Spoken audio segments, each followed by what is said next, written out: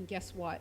What? We've got internet issues. Not just me, Yeah, but you this time I know. around. Both of us do. Got some kind of weird storm going, but I don't think that's why. But No, anyway. no. Mine is what's known here as the unstable connection, which is known that way everywhere. In other words, it's crap internet Ugh. service. But I got a new camera. Yes, you got a new camera, and it's absolutely fantastic. It is fantastic. And so next week, I swear for our next episode, we will both have stable internet connections, and we will both be on video, and we'll have the slideshow going at the same time. I promise. Promise. Don't make a liar out of me 3 weeks in a row, please. Please. Okay. Please don't. Okay, but maybe we'll be over our reappearance jitters. I think we're going to be just fine. Now, let's get right into things. So the first thing that we have to do is our non-mailbag question, which was your question. Go ahead and ask. Yes, so about Buffy Bakari and what kind of gun uses 5 shells. All right, so it was a shotgun, because remember the shotgun was thrown across his body. Oh, yeah. After the fact, so shotgun shells. And I couldn't answer the question for you last week about what type of shotgun. So I only ever had the Mossberg that was a 2+1.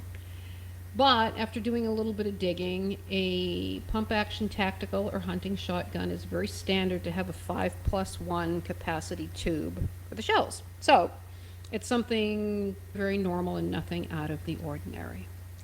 Thank you. So now that makes sense. And moving on to somebody else's question. One more. So this week's question is going to be looking at the Medford Mafia Induction Ceremony.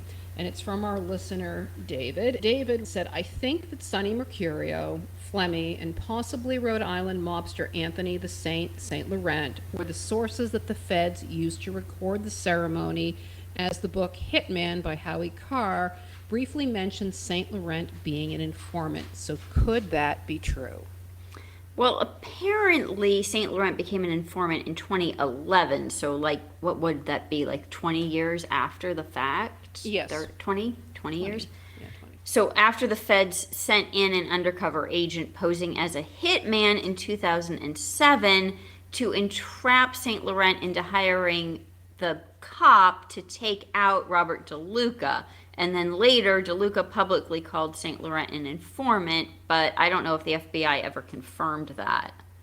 No, and there was a piece in the Providence Journal after Saint Laurent passed away that, like, the very last line said he became an informant in 2011, but again, I don't know anything concrete about that. So I'm going to say the answer is no. Yeah, I mean, I think Sonny Mercurio handled that pretty much on his own, it sounds like. Right. I mean, as far as the induction ceremony, yes, definitely, yeah, it had nothing to do with that. And yes, we will be covering the induction ceremony later in the season. Okay, for today's episode, and for everyone's sanity, we're going to break the bonded vault into at least 2, possibly 3 parts. So today we're going to be doing the backstory of all of the participants in the bonded vault, only up until the time of the robbery. Then next week, the robbery, the planning of the robbery itself, and the investigation. And then I think that will be it. And then on the third episode that we'll do the following week, it'll be the aftermath of the robbery and what happened to the guys with their convictions, and then post convictions up until their deaths. Super. Okay, so let's start with just the names and get that out, and forgive any flubs and mistakes. But we've got one guy that's really easy to pronounce in this bunch, so we're happy. Okay, that's true. Well, 2. There's a couple. Yes, 2 Irishmen. Yeah, the 2 Irishmen. Okay, so Robert the Deuce Dussault, his friend Chucky Flynn, Joe the Dancer Danese, I guess, Jerry Tillinghast, Ralph Skippy Byrnes, John Ouimette, the brother of Jerry, and their cousin Walter Ouimette, And finally, the Armenian in the group, Jack Tarzian. Okay, so let's start off with Robert the Deuce Dussault. He was born in Lowell, Massachusetts in 1940 to Elizabeth Winand, who was born in Germany, and Barnaby J. Dussault, whose parents were French-Canadian. Robert had 13 brothers and sisters. But the woman he thought was his mother was actually his grandmother, which was pretty common back then for illegitimate kids. And two of his brothers, who I think then would have been his uncles, actually, right? Yeah, right. Paul and Christopher would rob with him. And he and Chucky Flynn were best friends from childhood, according to Tim White. And since we have a fun fact, always, if possible, he had Deuce tattooed on his arm. Yes, indeedy. Robert's record stretched back to his youth, with stints in prison beginning in his early 20s. In 1967, he was picked up for conspiring to rob 2 banks after someone ratted him out and his crew. He was sentenced to 15 to 30 years in Walpole.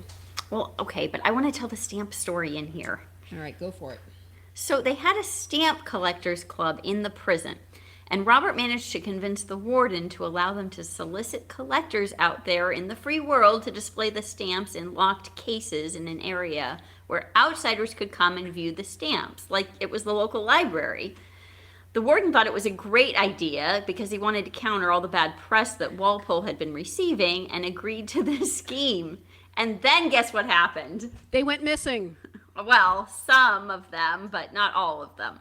And supposedly they were smuggled out in boxes of license plates that the prisoners were making, and Deuce was responsible for the planning.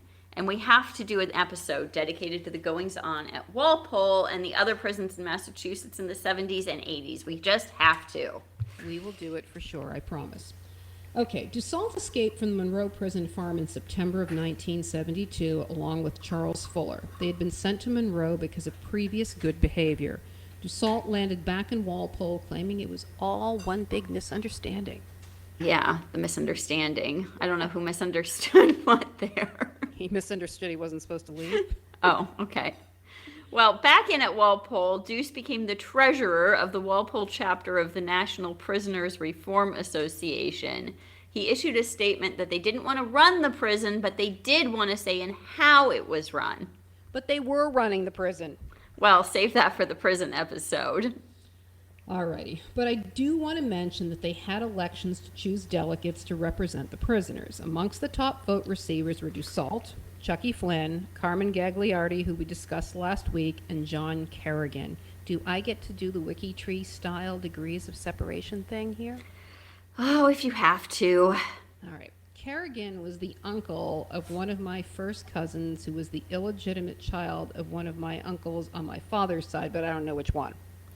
That is so confusing. I hope people understood that. But you do love your trashy tree connections. Like Grandma Jerry always says, the fall from royalty to redneck is awfully short. That is so true, and that would be a great podcast series to Yes, it would. do someday. Someday. Okay, but back to Deuce. With just 4 months left of his sentence, Deuce went AWOL again. In the summer of 75, he escaped while on a work furlough from the minimum security prison at Greenfield. He convinced a guard to hit a strip club with him. The guard was in a stupor, and Deuce did a runner. I can't.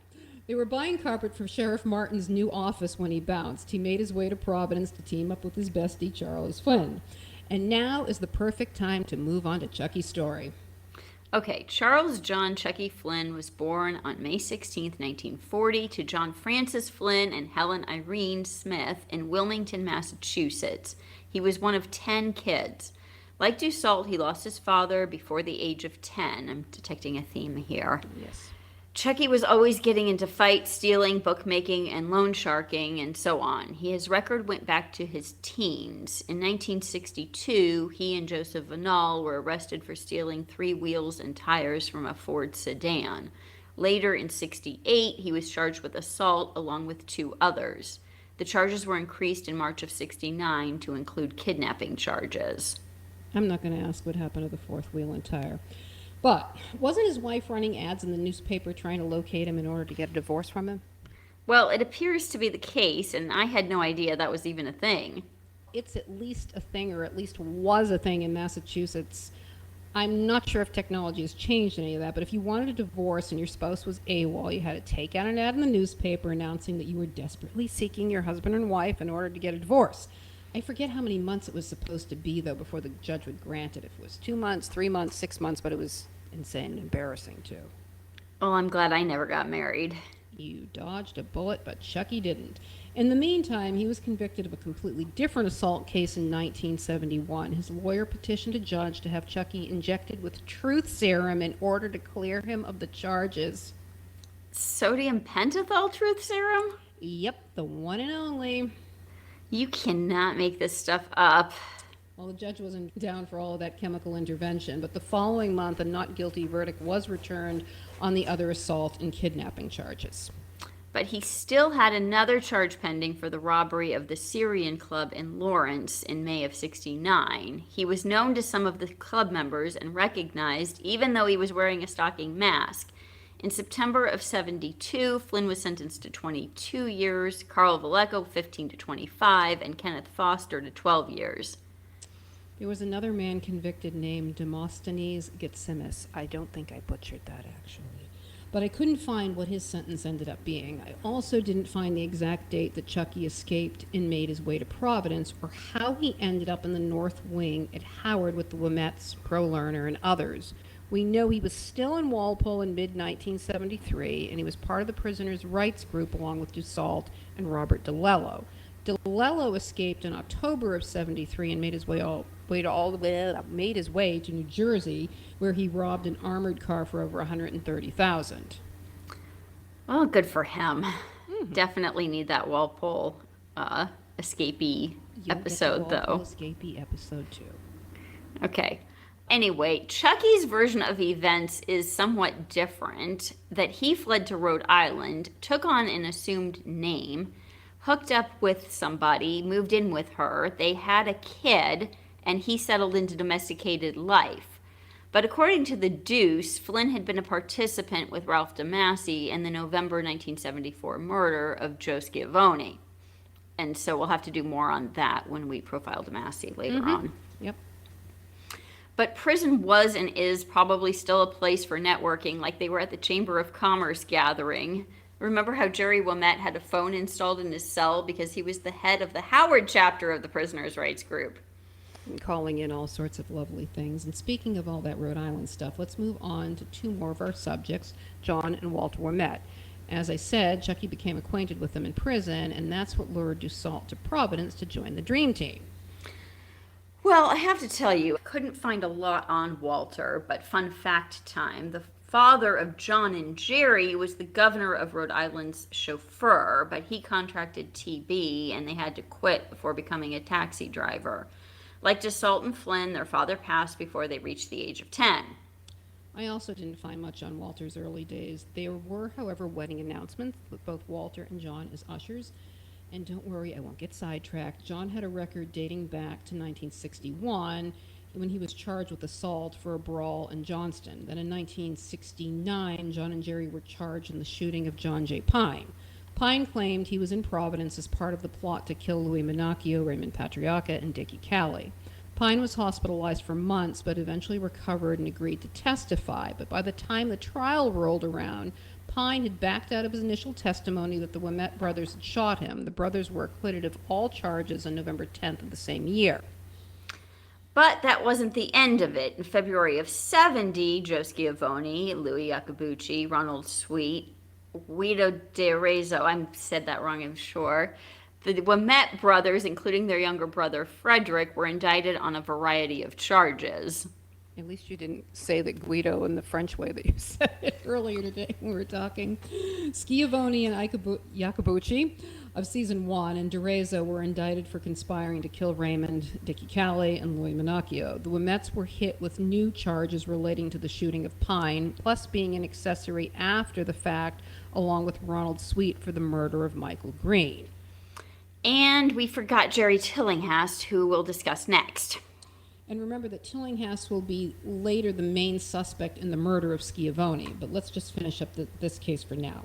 In December of that year, Pine testified at the trial, giving details about the alleged plot and how that, according to him, led to Jerry Ouimette shooting him in the stomach. The following week, John fell ill in the courtroom and had to be taken to the hospital. A few days later, John was acquitted once more of shooting Pine and was released from jail. But the cases dragged on until early 1972. Jerry received 10 years, but like John, Tillinghast was in the clear. Okay, now tell us about Tillinghast's early days.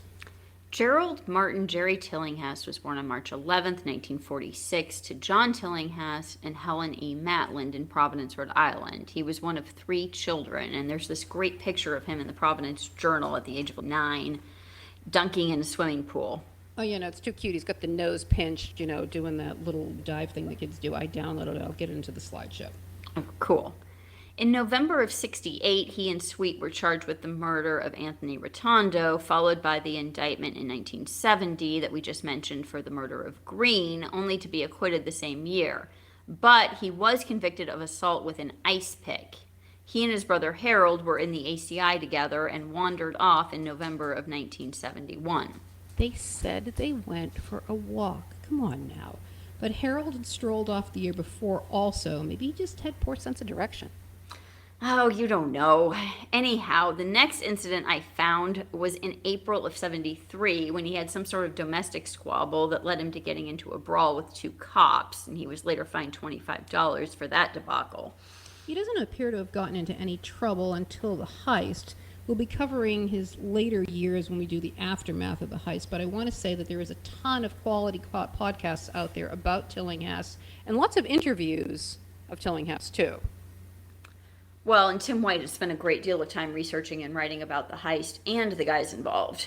True. Tim has a lot of great stuff out there. Okay, let's move on to Joe the Dancer Danese. Again, we're probably pronouncing that wrong. He was born in 1936 in Haverhill, Mass. to Charles J. and Teresa Danese and was one of 8 kids. The dancer was convicted at the age of 17 by Judge Felix Forte of Season 1 fame for automobile violations. Forte blamed the parents for his delinquent behavior. His parents pleaded for leniency since he was going into the service. Well, he didn't make it to the service, and I'm sorry, but the judge was totally right because the dancer had other sibling brothers who also got into trouble over the years. So True. Very true. But less than 2 years later, he got himself wrapped up with Ted Chalmers, who talked him in and 2 others into escaping from the Essex County Industrial Farm Prison in Middleton. Can you please explain what that was? So they had farm jails like at Concord. On one side of the street you had the actual Concord jail, and across the street you had the farm. They literally had cows and all of that out there, and the inmates would go out and... Cows? But remember back in those days, idle hands and idle mind and all of those things. And they were right. There's nothing wrong with that. I just find it I don't know. I just kind of find it amusing. Well, the dangerous ones were making the license plates, and the other guys were out milking cows. Hey, it's better to have something to do than sitting around in your cell vaping or whatever it is that's going on these days. But anyway, they kidnapped 2 guards in their escape, but Ted abandoned everybody in Cambridge, did a runner, and left everybody. So the dancer claimed that he was an unwilling participant. He was only 19, but Ted was too, actually, so I don't think that's an excuse. Yeah. And so in one of the arrests in January of 1961 that actually led to a conviction, he used the name James instead of Joseph. And I think you said that he was also using other brothers' names too.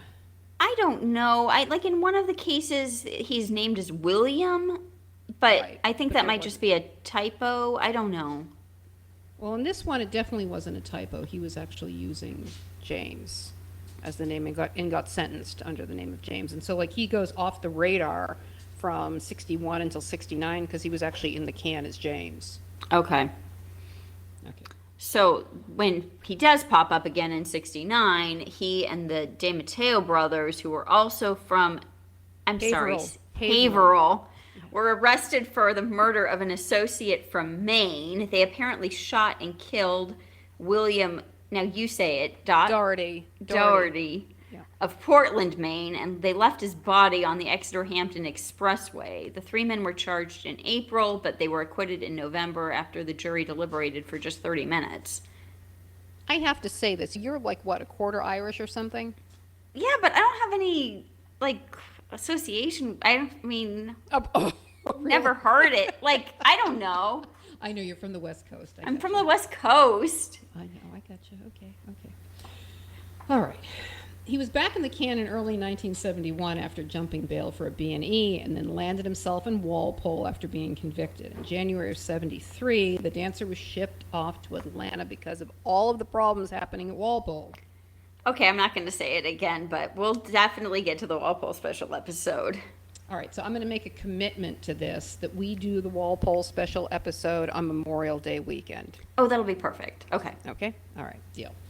And also, the other gentleman that got shipped away in that same sort of raid situation was Jimmy Flemmi, Ronnie Cassesso, Georgie McLaughlin, Peter Lamoni, Richie Devlin, and a whole bunch of other guys.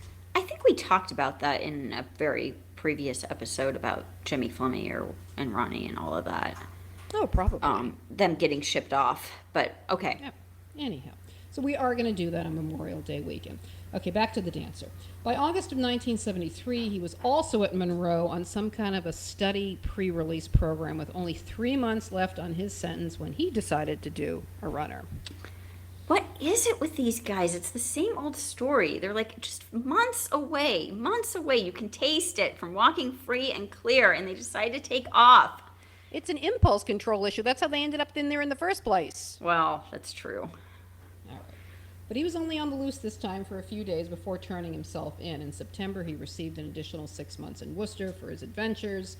And I wanted to get into the disappearance of Richard Taglianetti in 1975. And I didn't discuss it last week because I wanted to hold off till this episode because there's a possible connection with Danese, if I'm correct. So on May 4th of 75, the dancer robbed the Providence Civic Center, and the amounts in the newspapers ranged from like $10,000 that they got to nearly $20,000 that they managed to get. It was off of like a vendor of some sort at the Civic Center. But the dancer didn't cop to the crime until October of 76. And supposedly 8 men were involved, but the dancer only named 2 accomplices, Anthony Fiore Jr. and Robert Papa. Both of those men had been arrested in July of 75 for being members of a hijacking crew that Ralph DeMasi was running. Fiore and Papa were eventually acquitted of the Civic Center robbery. And Richard, for our listeners, was Louis the Fox Taglianetti's nephew. And so he goes MIA right after the robbery, and he's still missing to this day. They have never found the body. So I was thinking that maybe he was either involved in the robbery or somehow involved with Danese, because then doesn't Danese try to lead them to the body? That's the way it looks on the timeline. So the dancer flips in January of 76, just after like they get pinched, and authorities go out looking for Richard's body just like days later, and they were digging up an area in Warwick Neck, but it was just another wild goose chase like Stevie Flemmi with the Bennetts. I know you're going to beat that one into the ground. I know I am. Yeah, so anyhow, I really do think that the dancer was trying to make some kind of a deal, but it didn't end up going anywhere. They never found the body, and I think Richard's just still missing. They did declare him dead, and they were able to declare him dead, but it's just too bad. Okay. But the timing does make sense. So one theory about the bonded vault heist is that when DeMasi ended up in the can with Ouimette in the summer of 75, and they planned the robbery together and each picked some of the guys from their crews to do the job together. I'm going to stick with the Raymond theory, but we'll discuss as many of the theories as possible next week. Now we are almost at the end of the list of the guys. So next up is Ralph S. Skippy Byrnes. He was born in 1946 to Ralph Sr. and Helen Byrnes in Warwick, Rhode Island. He was the oldest of 3 kids. Dad worked for the gas company. Mom worked as a jeweler, or for a jeweler, I'm sorry. I was unable to find anything on Skippy other than him being an usher, just like the others. The first arrest that I found was for his involvement in the bonded vault heist. Well, maybe he never got picked up for anything serious before that, but we know the streak didn't continue, and that'll have to wait to episode 3 of this series, I guess. Yeah, I think so. But I know how frustrated you are that you couldn't find anything. But I did find plenty of stuff on our other and final guy, Jacob Tarzian. In fact, I went down an Armo rabbit hole. Oh my God, that so reminds me of when I dragged you out to eat with one of my students in Yerevan, and the brother of one of the girls was horrified that we weren't eating that crazy, like, fruit sculpture thing. And he screamed at us, "It's Armenia, you must eat it!" Oh my gosh. Still one of the classics. We definitely have some great Armenian adventure stories, including me having to rescue you from, or prevent you from being kidnapped, bride-napped. Several times, actually, but our listeners aren't interested in our travels, I don't think. So tell us about Jacob. So Jacob was born on August 13th, 1930, to Sarkis Tarzian and Havas Avedissian. Avedissian, just like our Karina. Well, we won't hold that against him. She might be listening. I hope not. Anyhow, Jake, as he was commonly referred to, had 4 brothers and sisters, and his parents were both born in Armenia. In March of 1967, he was arrested for participating in a stolen car ring. They were stealing cars from the lots at Rockingham Park and Lincoln Downs racetracks and flipping them. What do you mean by flipping them? Well, they would steal your dream car. You would go to them, put in your order for a car, the make, the model, the color, the year, all of it, and get exactly what you wanted in a week. So a bespoke car theft ring. Well, it seemed like a pretty sweet operation they had going. According to the detective who oversaw the investigation, the operation had moved more than 250 cars in 1966 alone.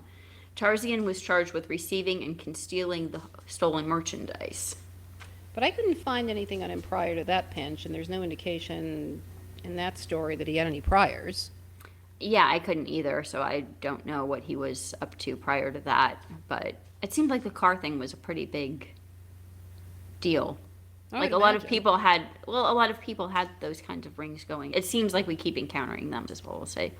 Oh, for sure. Definitely for sure. Because back in those days, too, remember there wasn't the VIN number issue. You could flip out a VIN number. As a thing that was much, much easier. I'll tell a stolen car story later on in our series, but anyhow. Okay. Well, Tarzian was convicted in November of 1967, along with Joe the Dancer's younger brother Carmen and several others. So now the connection between those guys makes sense. Right. So this is part of the whole Carl Valeka multi-state car ring thing, which brings us all back around to tie everyone together nice and tightly. Neatly. Yeah, and the feds broke that up in 1967, so we're never going to make it out of the 60s, apparently. Nope, it's like bell bottoms. They always come back. Okay, just one more mafia fun fact for you all. Carl Valeka was related by marriage to William Del Santo, and we'll do more on that when we do the 1977 making ceremony. Since Billy I forgot the making ceremony's coming up pretty soon. Oh, yeah. Okay. Yay. We got that.